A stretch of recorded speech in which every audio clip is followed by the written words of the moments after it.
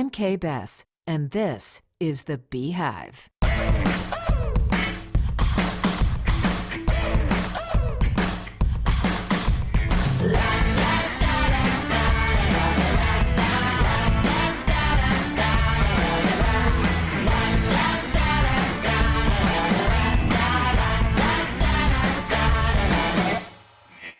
Women in voiceover, the voices of the fairer sex that keep the wheels of commerce and creativity moving in this country. Voices you hear every day, but names you likely don't know until now.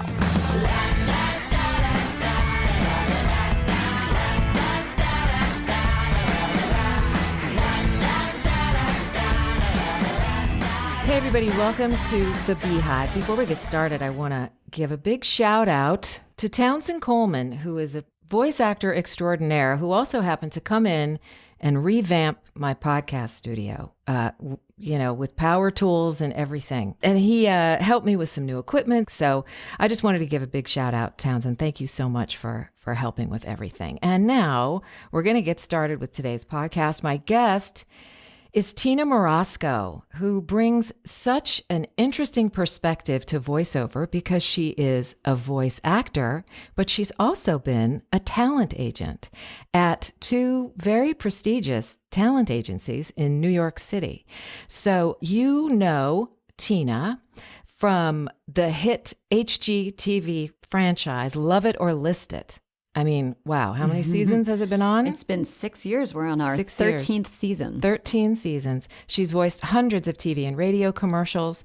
You also, if there was a picture of her, which you can go to the podcast website and find a picture of her, on camera, you might recognize her from such shows as Jane the Virgin, Castle, Parks and Recreation, 2.5 Men, and many, many others. So I'm so happy to have you here, Tina. I am so thrilled to be here. Thanks for having me. My pleasure. And I would like you to do that intro in my head every morning when I wake up. That would be a really good ego boost. Well, it's I've recorded it, so I'll give you a copy and you can take it home. I just might do that. I always start with asking how someone began in voiceover.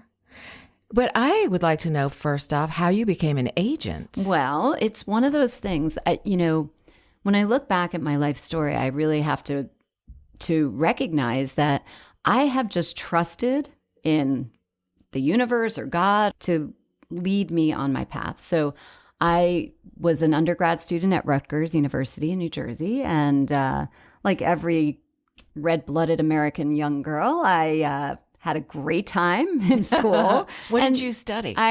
What did I study? Communications. Was that your major? Yes, with a minor in philosophy. I majored in philosophy. Yeah. Did you really? Yes. Oh, we should talk more later. We should. That'll be fun for the listeners. Yes, exactly. I just had a great time in college. I was a cheerleader. I went out all the time. I had a great social life. And I had graduated, no resume. And the day after graduation, I was on the phone with my girlfriend who had graduated a year prior. And she said, "So what are you going to do?" And I was like, "I don't know, thick Jersey accent, nasal, projection." And she said, "Well, you always wanted to act, right?" And I said, "Yeah." And she's like, "Well, why don't you get a job she at the time worked at William Morris. And she said, "Why don't you get a job here? And you can learn all about the business. You can take acting classes at night." She had it all worked out for me. Wow. And plan for you. when you're ready to make the switch, you'll have all that information.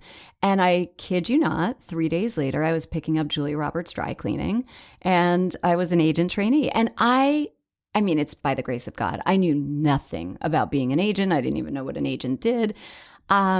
But I think what ended up getting me the job was I was just authentic because I didn't know anything else, right? I didn't have any pretense to put on. So I was just myself, and I was eager to learn, and I was, and I think that goes a long way. Being eager to learn goes a very long way. And, just being conscientious and all of that. And so I started as in the mailroom as an agent trainee. And I was, if you ever saw the movie Swimming with Sharks, it was that, like I would see crazy agents like throwing stuff across their offices. This was like early 90s. Yeah. So we're still left over from the 80s, decadence. Crazy and 80s. And I floated around from one department to another, and I landed in TV lit for a while, which was fascinating, but a little slower paced than what I was really comfortable with. and eventually ended up in the commercial department working for Carol Baker, who was like the maven of New York voiceover. Wow. I don't know if you've ever heard of her. No, but, I haven't. Oh my goodness. She had It's a whole knowledge, different world in New York. Yeah. But her knowledge base was epic. And she was such a born mentor. I mean, she really just wanted to teach me everything she knew. And I was hungry to learn. And so it was just this perfect relationship. And, you know, I was just this kid wet behind my ears. And I would have celebrities coming in. They would be like, Tina, go put Alec Baldwin on tape. And I'd be like, okay. And then it'd be like, that was really good, Alec. Let's try one without the rasp.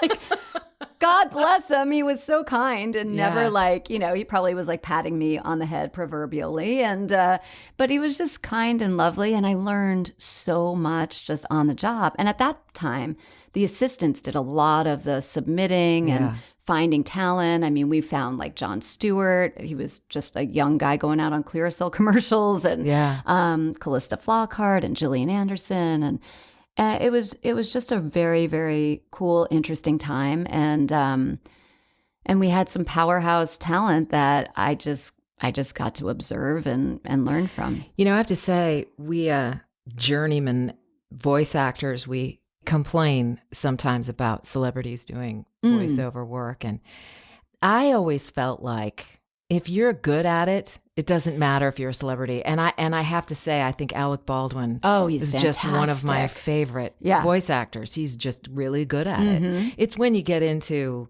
you know, voice acting that's not so great, and they're only doing it because they are a celebrity, then it gets a little bothersome to me. But I never would begrudge anyone who was actually good at it. Yeah. You know? And you know, we ran across several who, when I then went to ICM, and that's, you know, the next part of the journey, we were building a department at the time. And so we would bring celebrities in who were represented theatrically by ICM. And all of the agents, because this was now like the early to mid 90s, voiceover was just the hottest ticket in town, right? So every celebrity wanted to get a piece of it. And so they would all send them to us, and we would put them in the booth. And I would say, you know, the majority were like, you know what, God bless, I thought this was going to be way easier.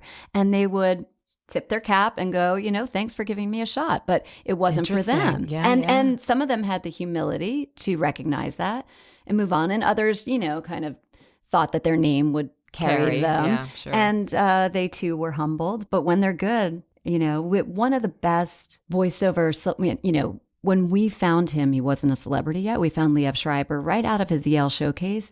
And right from the get-go, I was like, wow, this guy is, I mean, he's going to be huge.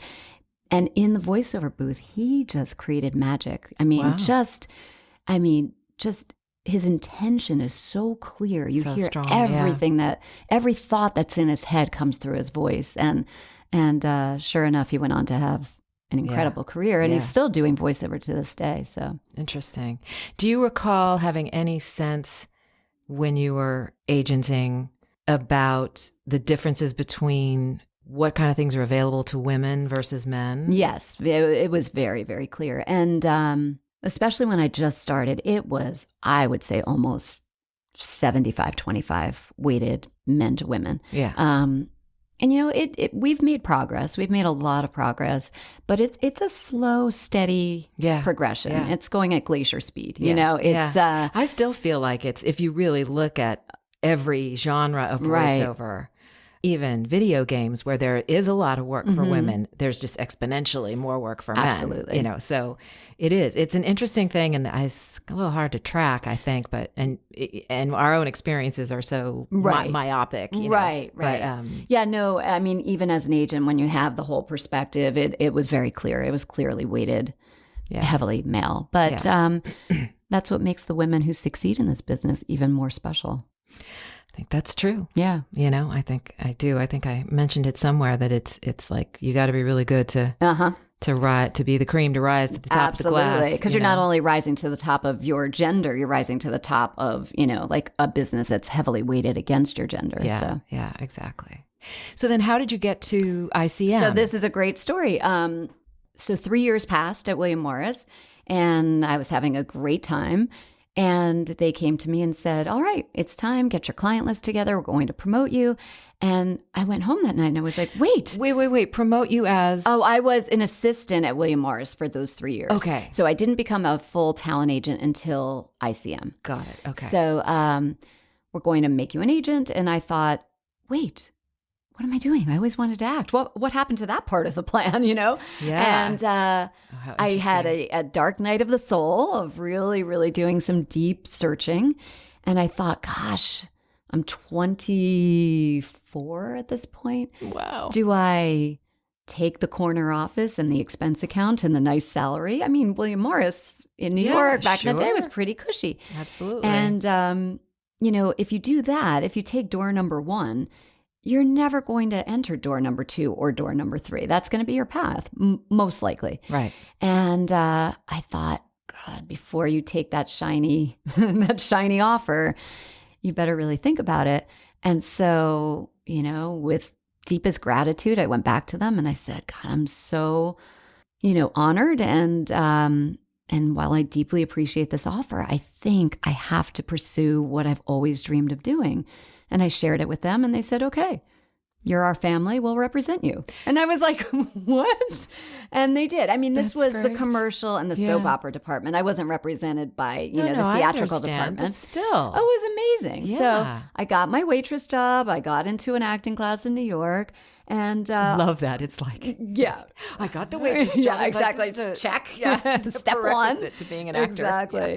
And boy, I was bad at both. I was the worst waitress you could ever imagine. I was great with the people, but you try to get me to open a bottle of wine, I would be like trying to distract them with my funny stories while I'm like craning it open with my, in between my legs. I used to take the bottle away. Right. Which you're never not supposed to do. Right. Exactly. But I'm like, I'll be right back. I don't think I figured out how to use a proper corkscrew until maybe 3 years ago. I thought I was and the now only I'm one. great at it. Oh, yeah. See? It just took drink practice. more wine. Right. Well, there's that. It's the mother of invention. If only I had known. Yeah. That was the key. And so about 6 months of that went by, and I was going to these auditions, and I was truly seeing these incredible actors who were all doing their emotional preparation and marking their scripts. And I was like, well, my hair looks good. That's all I have going for me.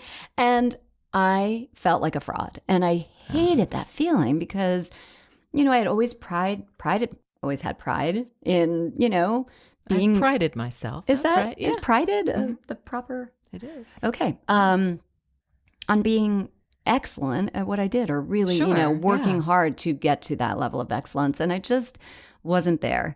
And at the time, Stephen Arcieri, who was a major, major force in New York agenting, had left CESD in New York, gone to ICM to start to head their celebrity voiceover department. Mm-hmm. And the New York office of ICM was killing it in scale voiceover at the time. I mean, they just were making so much money. And so the New York office was like, well, we want a piece of that. And Stephen was like, well, I just came here to do celebrities. I have no interest in doing a scale department. And they said, well, find somebody. And so he was searching and searching and searching. And all the casting directors would say, well, our favorite assistant was at William Morris, but she's acting now, air quotes, and we don't know how happy she is, so you might want to talk to her. So I went in, I met with him, and, I resisted as long as I could because I really didn't know if I had given enough time. And one night I came home from my waitress job. It was 3 a.m. I'll never forget. I was eating SpaghettiOs out of the can. I was watching Dick Van Dyke on Nick at Night. And I had margarita slap all over my arms. I'm sticky. I'm disgusting. I'm demoralized because I was a terrible waitress. And, my answering machine was blinking. And I play the message and it's Stephen. And he says, okay. You're my first choice, but I have to make a decision tomorrow. If you want the job, call me at 9 a.m. It's yours. And I looked down at my SpaghettiOs and I looked up at Dick Van Dyke and I was like, all right, I'm back. And I went there, and that was the most extraordinary experience in my agenting life because we had one client. And boy, what a client to start with. We had Peter Thomas Sr. I don't know if you're familiar with him. Oh, he was like the quintessential voiceover. He narrated every documentary you've ever listened to on, PBS. Yes, he's like the grandfather of all voiceover and the kindest, gentlest, sweetest man. I mean, and he just recently passed away, like within the year. So Stephen and I sat down and we really looked at the New York landscape and said, New York doesn't need another voiceover department.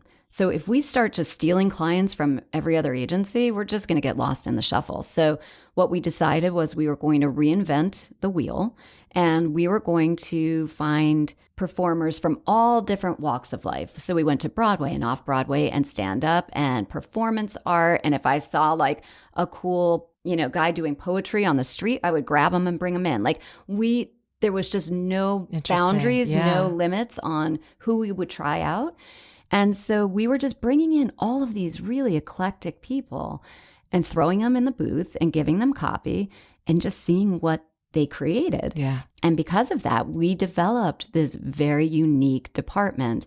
And that's how I really learned. That's how I got my chops in terms of directing and producing, because none of these people had voiceover careers. Right. So we taught them how to do voiceover. We taught them how to take what they had that made them special and then kind of fit it into the parameters of voiceover, while keeping their, uniqueness.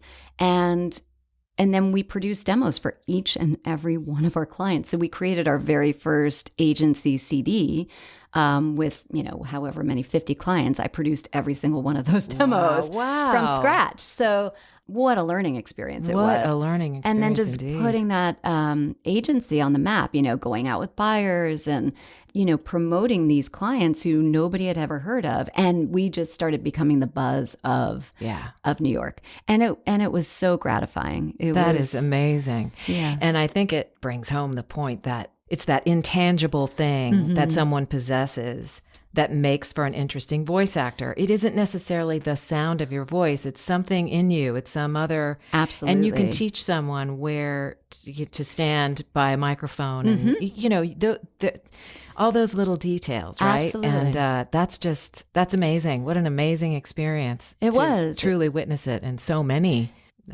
people who walk through the door that you grabbed and brought through the door. And I think that's the best part. That's what I still love to this day is going like, gosh, my good friend Sally Winters. Do you know Sally? She's she's sort of now she's become a lawyer, but she had a remarkable run in voiceover for these last 20 some odd years. And she was my bartender at the Raccoon Lodge. And I loved her voice and I brought her in and I gave her a couple of lessons. I sent her off to get some instruction, came back. She booked the first audition that she had for real once I signed her, and then just took off and had this monster career.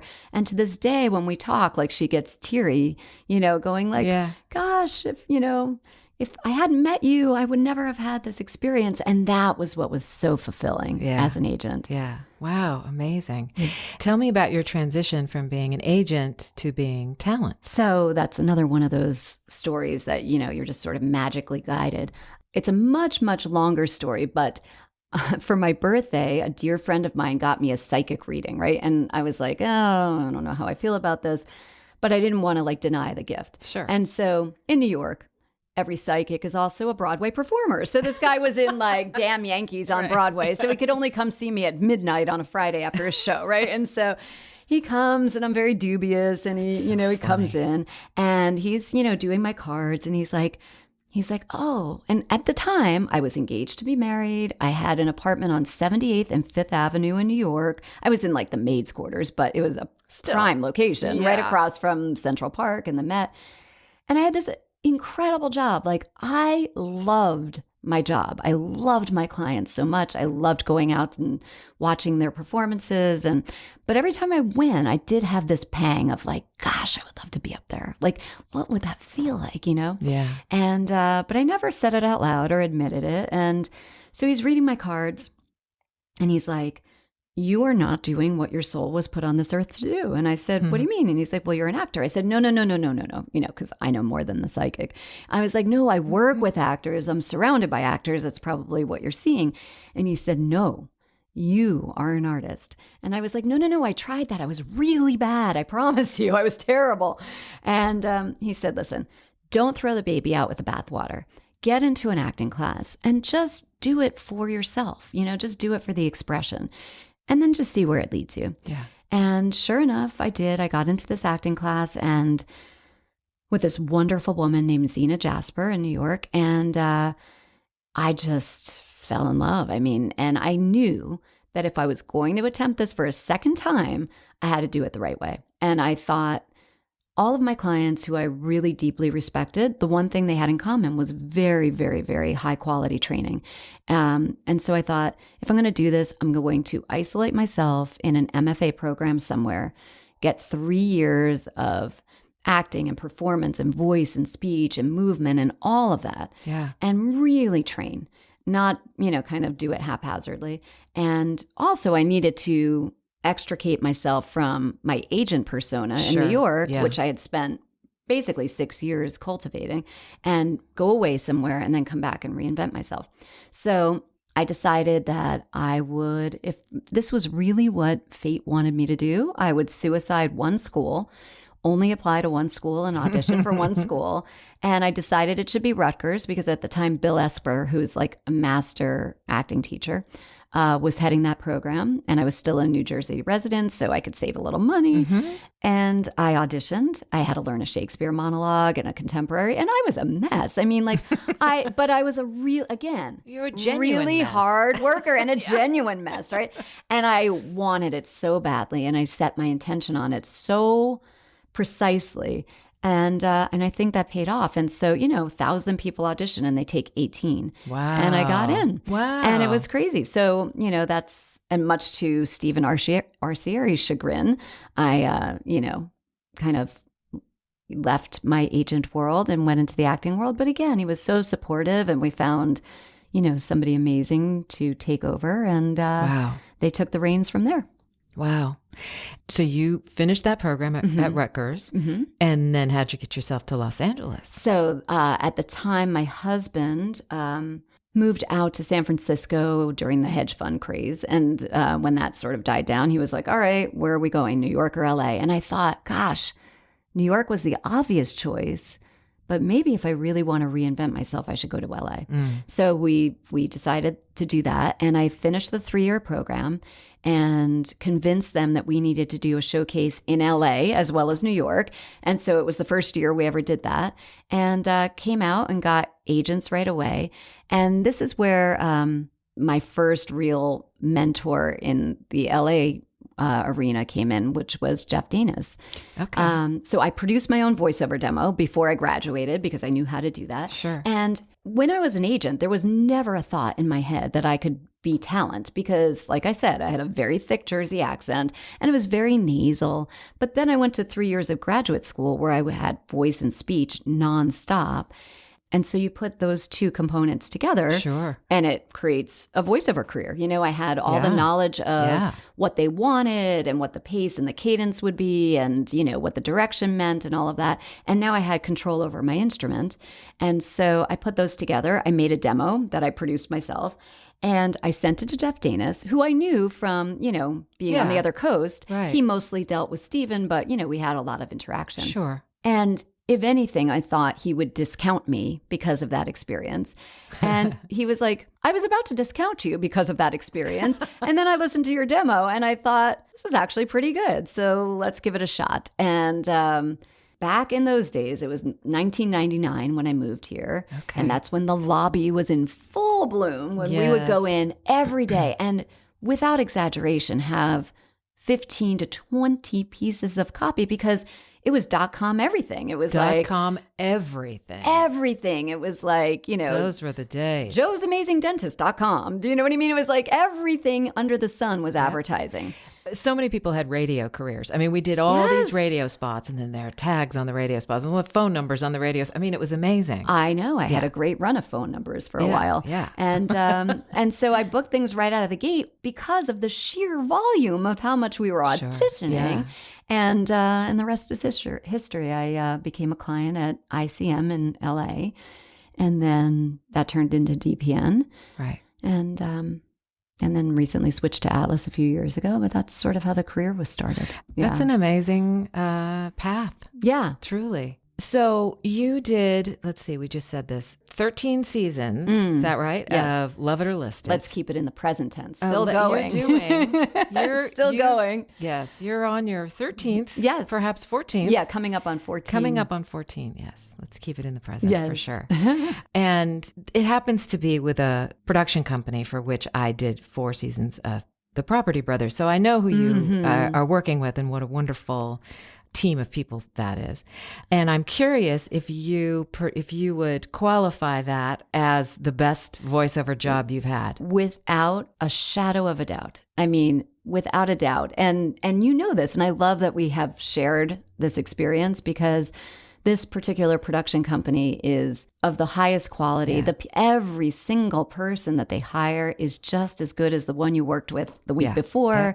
And This is Red Arrow in Knoxville, Tennessee. shout out to Danny and Danny Downing. company. Yes, absolutely. Danny and Fantastic Ryan and company. Yeah, they are the best. And honestly, I think part of the reason it's so successful, not the show itself, because as you know, we kind of get plunked in afterward, but there's so much love there. I mean, they love what they're doing. We love what we're doing. The interaction is so positive and so uplifting that I think it just oozes out in the voice. And I think, too, I certainly got this sense working for them that they trusted me. Yes. And, nothing was ever belabored. It was like, it was clear that they hired you for a reason and they let you do what you do. Yeah. And that's just such a gift. Yeah. But it's a very funny story how I got that job, which you'll probably be like, damn. So I had just recently going to say, they were going to hire Kay. No, I was practically giving it to you. Oh, you were? So I had just switched over to Atlas and I had spoken to our agent, Heather, and said, I'd really like to do more narration. Up until that point, I had done a lot of like True Hollywood stories. Yeah, because those were in vogue in the early. Well, and those were really the purview of ICM too. Yes, ICM clients had those. It was very like if you ever got one and you weren't at ICM, it was like, oh yeah, we broke through. We broke through. Yeah. And those were fun. Yeah, those were juicy fun to do. And I had booked several of those, and I had gotten very close on a bunch of other narration things, and so she kind of filed that in her brain. Yeah. And when this job came up, it was a really, really last minute thing. And I guess Danny had called Heather and said, listen, we're producing this pilot for HGTV. We don't know if it's going to get picked up. We don't know if it's going to go anywhere. But instead of having one of our producers do the scratch, I'd like to have, and this is what makes them so outstanding, we'll pay the money, it'll come out of our pocket, but we want to have a professional voiceover on it to put it in its best light. Yeah. Great. And she said, okay. And so she had remembered what I said. And based on what the show was, she thought I was the right match. So she calls me and explains the situation. And at the time I had like a frog in my throat. I was feeling a little under the weather. And to be perfectly honest, I was very insecure about my home studio. Very insecure about it. And she said, he needs this in the next hour. Can you do it? Blah, blah, blah. And I was like, I'm feeling a little scratchy and I don't want to make a bad impression for you and I don't want to ruin the relationship. And I just don't know if my home studio's up for it. And I hear radio silence, like dead silence for an uncomfortable period of time, like a good 30 seconds. And she's like, in the way Heather can only do. Yeah. I don't think you're understanding the gravity of the situation, Tina. She's like, if this gets picked up, and she literally starts running the numbers on her calculator. She's like, this is what you could potentially be looking at. And I was like, I'll make a cup of tea and I'll book a studio right now. And so off I went. My friend owns a studio in Manhattan Beach. Shout out to Waterfront Sound and Steve. And he was able to take me and I loaded up on tea and honey. That is great. Did the first episode and truly the rest is history. It just hasn't stopped since. Knock on wood. Yeah. So... That's my head. That was your head. I'm okay. But if she had listened to me, that it might have gone a very different way. So Wow. very Amazing. grateful to her for pushing. Tell me then the opposite, the 180 of that. Have you ever had just like a horrific experience in the studio where you think, oh, I should really give this up? And I mean, yeah. on a regular basis. I was in New York, I think 2 summers ago, and I booked a job, and it was a series of spots. I won't indicate what they were for. It was so in my wheelhouse. It was like what I do in my sleep for commercials. Yeah. And this producer was just, what I honestly think he was doing is he was hearing what I was doing, and then he would take that, and then he would give me that as the direction, as if I hadn't been doing that the whole time. Right. Yes. And it was driving me crazy because he kept making it like he was not satisfied, and like everything that he was hearing, he was telling me to do, and then I was doing it, and he was like, but you're not really doing it. I was like, I've been doing it the whole time. Yeah. Oh. It's so hard that you can't say it. No. I mean, you want to be able to say, can you just stop rolling and just back up? Right. And listen to take because one. that's what, yeah. Right. And so I left that session and I walked to the Atlas offices in New York, and I sat with Tim, and I was like, I think it's over, Tim. I think it's over. I think everybody has their last job at some point. I think that might have been it. And he was like, no, stop it. That producer is notorious for doing that. He overworks everyone. He even calls me when he books people, and he says, just prepare your client that I like to really over direct. And I'm thinking, if you know that about yourself, why do you continue? But and then I also had one early in my career where I was sick as a dog. And it's one of those things when you're new in voiceover, you want to please and you want to show up and you want to do your best. But at the time, I still could project and make sound. But when you're so sick and it's in your chest and you can't really get a breath in, like you can't get a supported breath. Yeah. That's what was happening. And it was just one of those things where they were so frustrated. And yet I was doing everything I could, and I was burning up with fever. And it was just one of those things where you leave and you're like, I don't know what would have been the better choice. Should I have just called in sick? And, probably. And to this day, I don't know if they used me or if they replaced it. Yeah. I squeaked out a couple of passable takes, but you always leave feeling like, gosh, I just really didn't bring it. And sometimes it's out of your control. Yeah. And you have to make peace with it. I remember doing a session once for Amica Insurance, and I was so loaded up on cold medicine, and I had never worked for them before. And I remember thinking, well, they don't really know what exactly my voice sounds like. Mm-hmm. I mean, I auditioned with this cold. Oh, right. So it was hilarious, and I still have those. I still have the. Oh, so it worked out. Yeah, I mean, I don't have the campaign. I'm sorry. This was 15 years ago. No, I have a copy of it. Right. And every time I listen to it, it's so clear that I have a chest cold. But only I know that. Right. And that sound was in vogue for a long time. A little scratchy. Right. We want the Demi Moore, like, oh, okay, you want me on like day 3 of my flu? Perfect. Yeah, exactly. That's great. And hungover? Right. Yes. I'm good. Totally dehydrated. Right. I'm in. Right, exactly. Yeah. Opening all those wine bottles. Getting good. I want to know if you and you may have already said this, because they seem to be woven throughout your story, but a person who gave you a leg up in your career. I sort of view your career as all of a piece. Yeah, it is. It really does feel that way. So I would just be curious if there's someone else that you might point out as like. Oh, yeah, there were so many. So I've mentioned several of them. Jeff Danis in New York, in LA when I first moved here. And then when I switched to Atlas, I would say John Wasser, Lisa Marber-Rich, and Heather Virgo. Yeah. Atlas has breathed new life into my career and just reinvigorated me and set me on paths that I don't know if I would be on if it wasn't for them. Yeah. And I just adore them. I love their enthusiasm. I love their can-do attitude. I love they're the worker bees of voiceover. Yeah. And I appreciate them so much.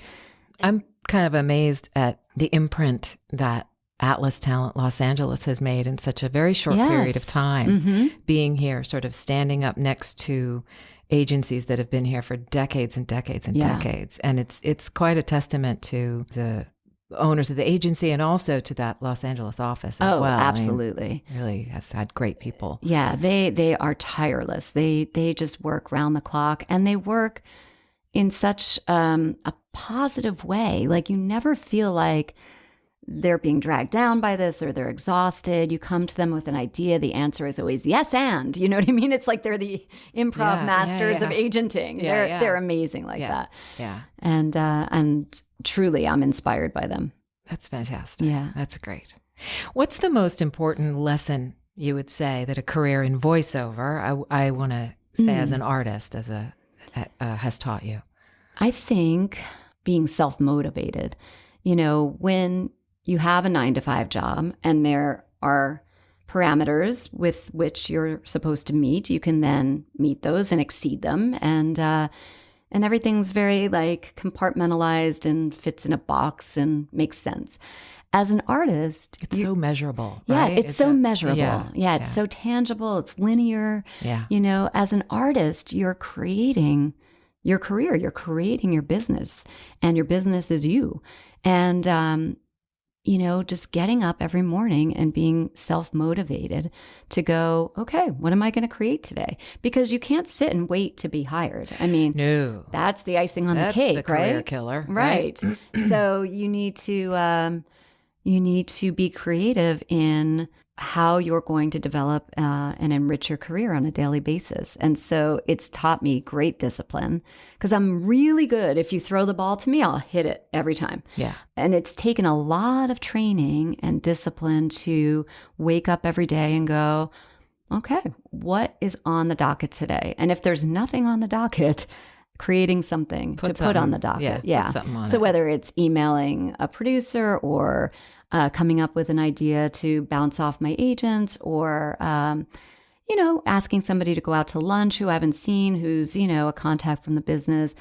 I just think relationships are the most important component of being a successful artist in any way, because people want to work with who they like. And, yeah, that's so true. you know, and so forging those relationships, genuine, like we were talking about before, genuine, heartfelt connections to people, and not talking about work, not being, you know, manipulative and saying like, oh, if I take this person to lunch, they'll hire me. It's like, no, I haven't seen this person in a long time and they just had a baby and I want to hear how motherhood is and connect. And then they're just reminded like, you know, how much they enjoy your company and your presence. And when something comes to mind that they can hire you for, then great. And that's how I've kind of made my whole career. And I think the longevity of my career has been based on repeat business. Yeah. I'm not a big booker of one-offs. You know, I will. Obviously, we all did.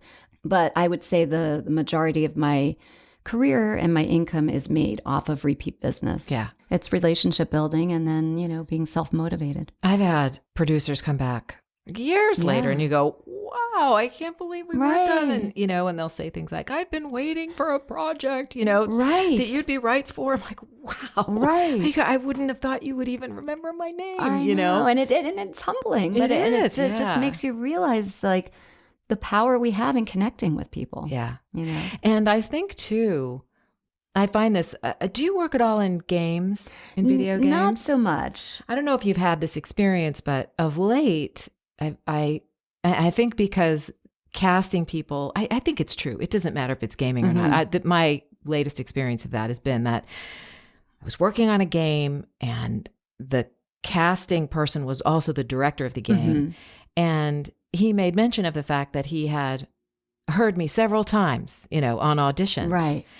And essentially said, and I was just waiting for the right role, you know, and you realize, wow, that, you know, the auditions aren't going into the vast ether. void Right. of darkness, never to be, Right. you know, listened to, but they're out there Right. and people are listening to them and they go, yeah, I like that, but it's not right for this role, but I Stick gotta a remember pin in that. it. Right. What's her name? Right. And how, I mean, that was very gratifying. Absolutely. It makes you realize that your effort isn't for naught. Absolutely. And You know? sometimes, you know, we can feel that way because as you know how much this business has changed and it's opened up to anybody who has a microphone and a closet anywhere in the world An can internet be connection. right, can be auditioning for things, right? So many times we feel like it's just going to the ether and And it's nice to get that. Sometimes it is. And sometimes it is, but it's nice to get that reinforcement that like, no, good work is noticed and it matters. Yeah. Yeah. It's interesting to hear different casting people, how they organize their auditions.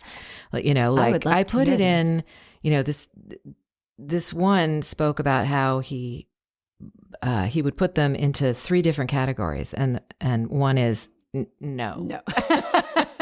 That's like the biggest file. Right. No. No. And then there's the yes, right? And then from the yeses come yes for this project, yes for another time. And I just thought that was fascinating. So, or perhaps, yes, this is my first call. And if these people aren't available, then I head over to my B list where I have organized by, That's really neat. To then pull over to the, to the A, I guess. To the now. Yeah, exactly. And I thought that was so interesting. And everybody has a different way of doing it. But again, it's that whole notion of business comes back around. If you're doing good work. Absolutely. It's planting seeds. Around. Yeah. Every audition is a seed planted. Yeah, exactly. Whether you realize that or not. Yeah. You're auditioning for the next job. Absolutely. Yeah. Can you name any particular obstacle that you've had to overcome? It's funny. I think of obstacles, but it could be any particular period of your life where something didn't go the way you thought it might, and it shook you up, right? And made you reevaluate. Absolutely. I've had I am a single mom, and I have a beautiful, hilarious 13-year-old daughter. And we have had a lot of ups and downs in her life, in her young life. And while we were going through a particularly difficult time health-wise for her, and she was hospitalized, and my career was going in full tilt at the time. Wow. And it was really an interesting period to see how you, as an actress, are able to, because we need these careers, right? I need these careers now. My daughter's in the hospital, and I need to be able to pay those bills. And you need to qualify for your insurance. Right? And yet, can I really show up the way I need to show up for work, knowing that this is going on, in the rest of my life? I was pleasantly surprised to see that, yes, I could. And I love her. She is my heart, walking around in physical form. And just knowing that I was able to compartmentalize and be professional enough to still show up job after job. At the time, I was very busy, and nobody ever knew. Nobody, even though I had relationships with these people, none of them, it wasn't like I was as close to them as, I would be to a producer that I would tell. And I would show up and do my job and then return and go straight back to the hospital and be a loving, doting, present mom. That was a real test. I could have lost a lot of accounts and potentially even love it or list it, because it was an ongoing process with her. And I was able to really do both. And I think that just gave me a lot more self-confidence. Yeah. Like if I can get through that and still work and still turn out good work, I can do almost anything. Yeah. It's interesting talking about the relationship that you have with your producers and the people that you when you have accounts and you're working with them every day, and you do feel a sense of closeness to them. And at the same time, we walk that line of, I cannot share too much because I cannot sow a seed of doubt in them. Absolutely. That I may falter. Absolutely. And it's very interesting. It's a very interesting line. And it's also a lesson in time and place, right? So sure, yeah. In the booth when they're paying for a studio and we have an hour to get out an hour show, not the time or place.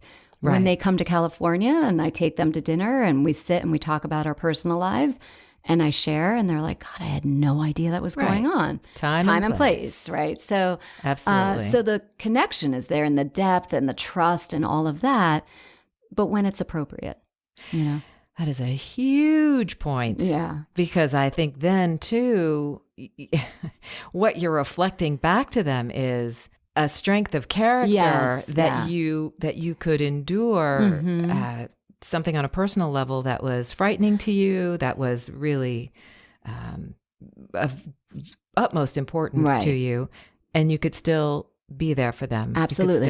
Wow. Right. I mean, and that becomes just impressive. Well, and it became impressive to me. Like, sorry, I grew so much as a human being, and just, was really proud of, obviously so proud of how my daughter got through that time, but so proud of how I got through that time and maintained my professionalism through it. And like I said, if, when you are tested to that level and you come through it, from there on out, I'm like, bring it, what could be more difficult than that? Yeah. And how's your daughter? She's thriving. Oh my goodness. She does video games. As a matter of fact, she is quite the little voiceover queen. That's fantastic. Yeah. And she's also quite the ice skater. Yeah, she's a competitive figure skater. Competitive figure skater. Yeah. And an actress. So she's but she came out doing jazz hands. I mean, like, this kid, like, ow. Yeah, I know. Yes, ow is right. This is one of those things that I would say I've never been sure of anything in my life. Anything. Like I said, I just kind of follow the path, and I'm like, okay, I'll just say yes, and we'll see what happens. When I watch this child perform, whether it's on stage or on the ice or in the voiceover booth, every fiber of my being goes, oh my goodness, this is what she was put on this earth to do.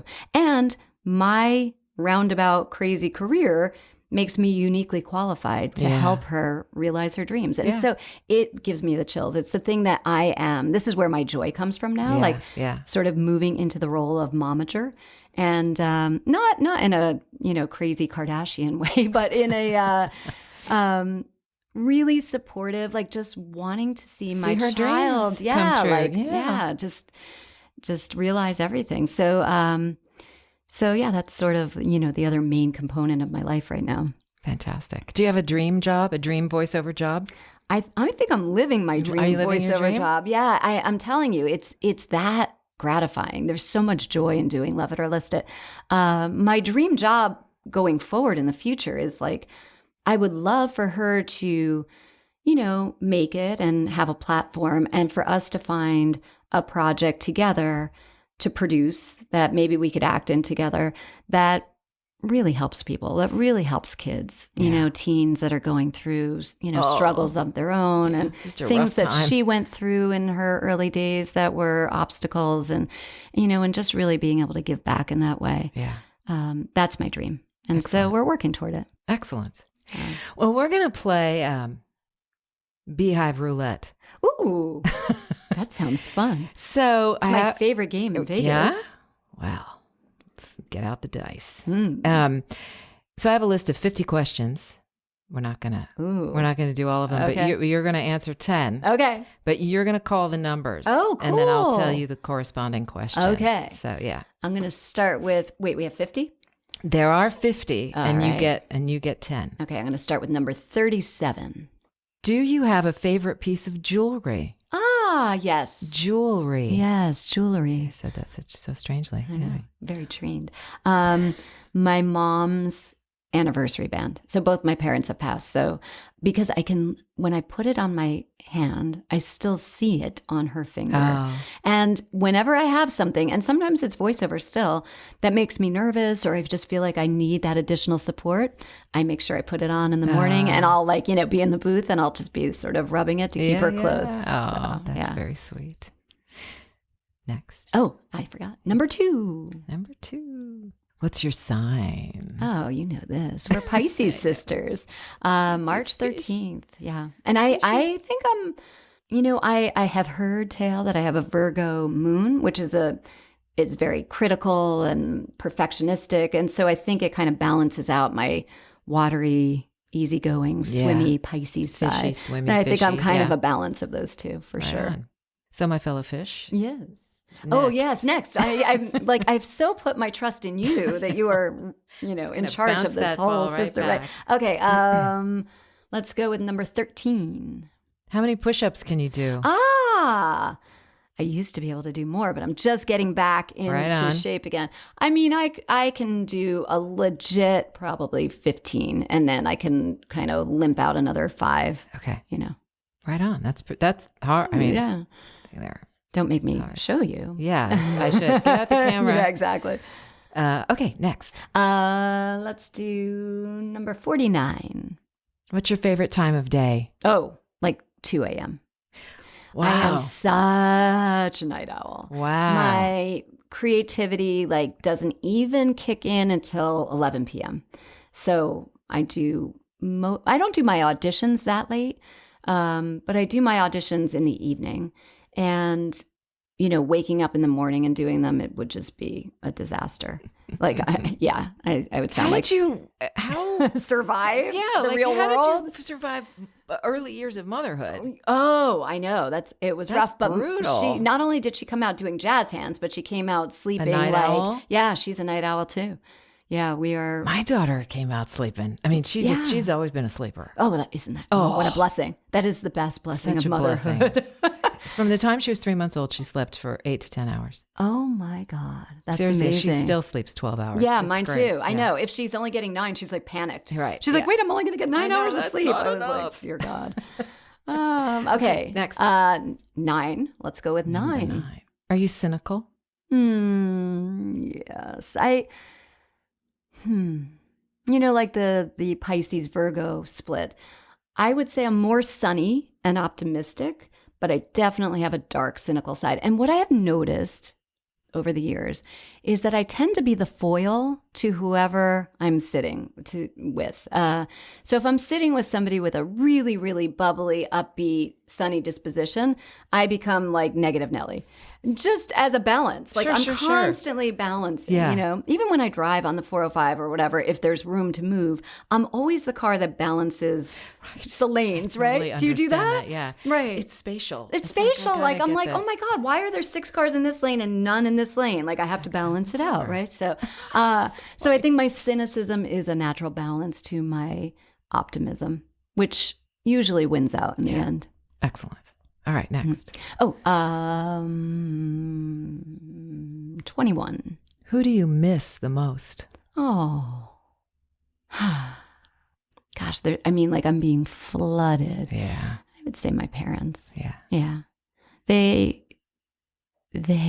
loved me. Oh my goodness. Like I was adopted. And so I think there was just that extra layer of like, God, we went and got you. We went and got you. Yeah. And I now being a mother, right? And watching my daughter do anything, like just the pride that, you know, just oozes out of you. Not so much based on the accomplishment, but the joy that is emanating from them.